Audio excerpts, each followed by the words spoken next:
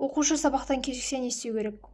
Көп мұғалімдер оқушы сабақтан кешіксе, оны ұрсып, 45 минут бойы сол туралы айқайлап, бұрышқа тұрғызып, бүкіл сабағын тек қана сол біреудің кешігуіне арнап уақытын бекерге өткізеді. Бұл нашар мұғалімнің белгісі. Өйткені сен сабақ өткің келмейді, жай ғана уақытыңды сол оқушыларға айқайлаумен өткізгің келеді. Әйтеуір уақыт өткізсең болды деген нәрсе. Бұл нашар компетенцияның белгісі. Оқушы кешігетін болса, жай ғана келіңдер, біз сендерді күттік, уайымдадық деп жай ғана жылшыраймен кіргізу керек.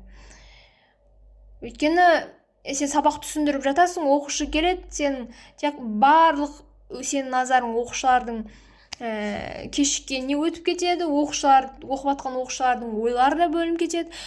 Олайша программаны дұрыс меңгере алмай қалады.